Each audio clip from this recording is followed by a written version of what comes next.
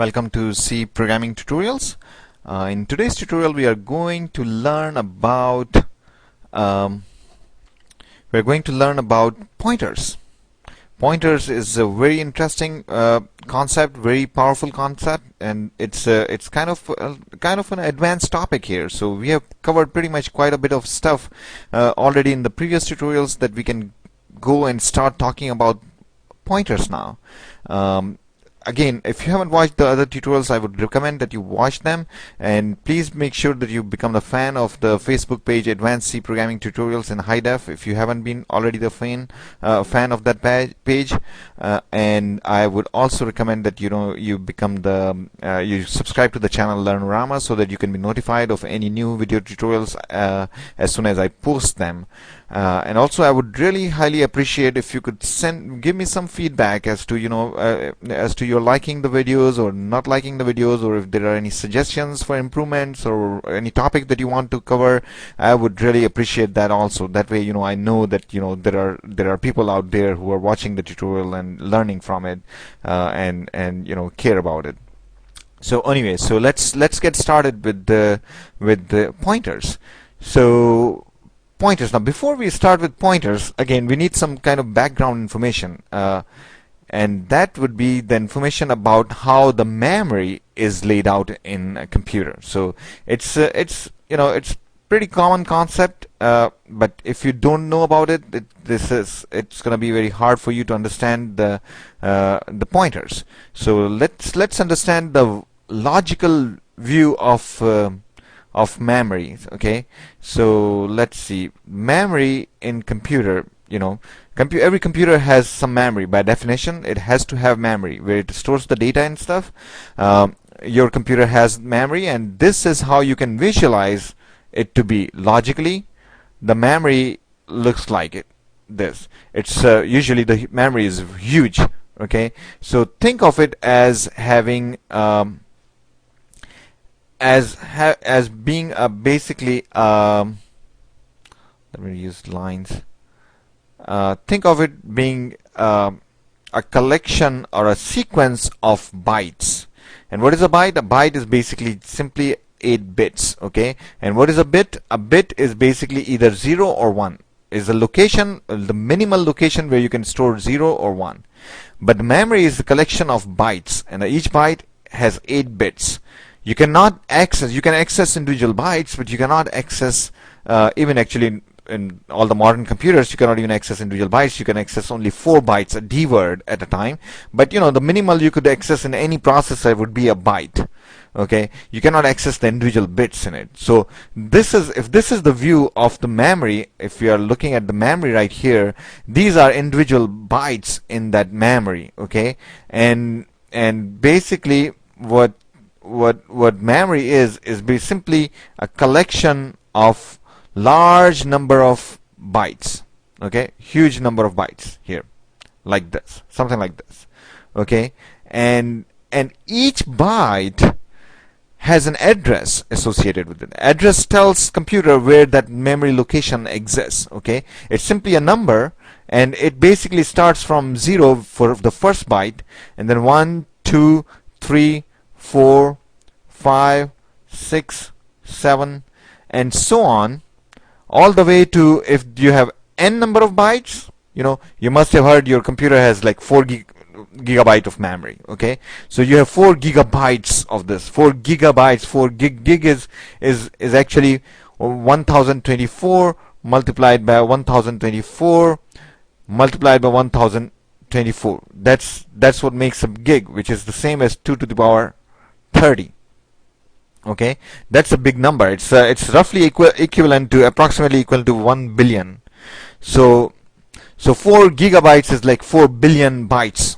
So this would be like 1 less than 4 billion, and last address, n minus 2, n minus 3, n minus 4, and so on. Okay, so this is the view of the memory. Okay, now and each memory has an address associated with it. To access a particular address or the value stored in that address, you use the value stored in that location. You use its address.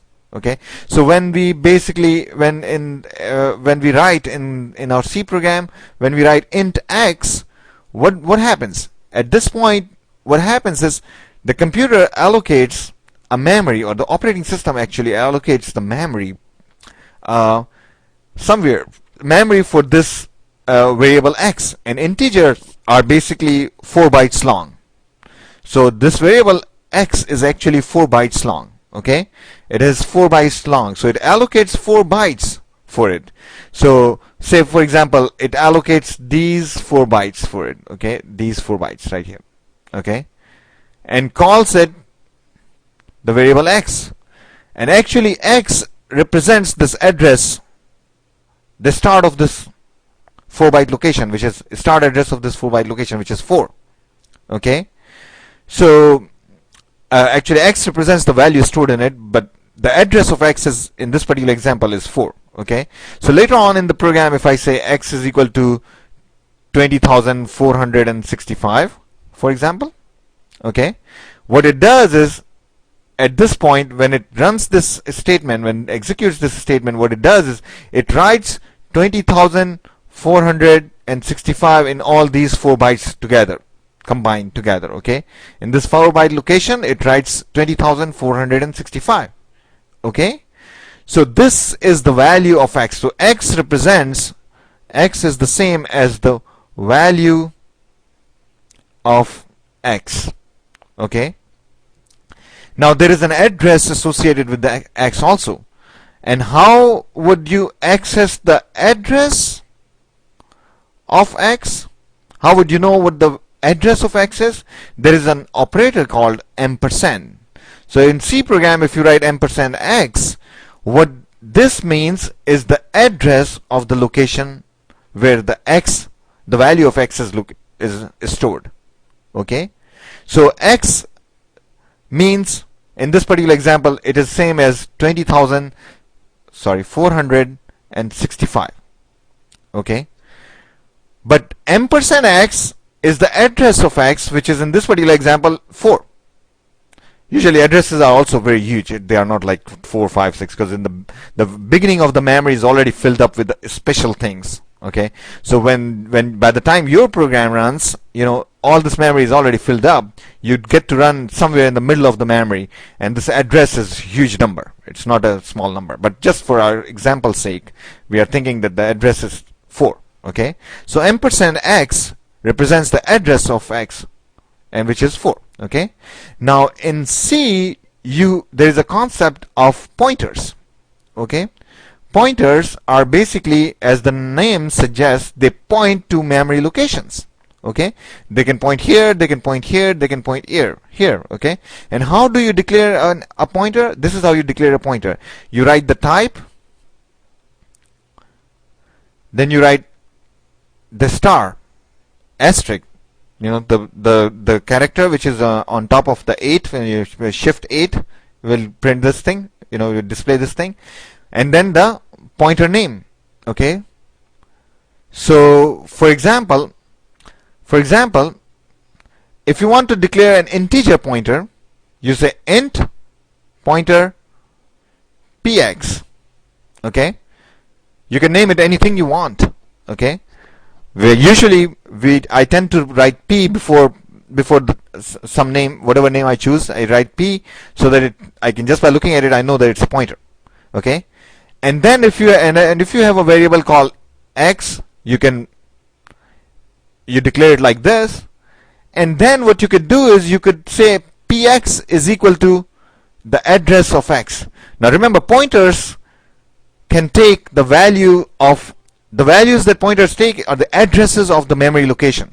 Okay, so you can say px is equal to address of x. Okay, and what it would mean is that the value of px, now think of the visualized pointers like this. Okay, let's stop here and let's continue this tutorial in the next video, because I am running out of time. Thank you.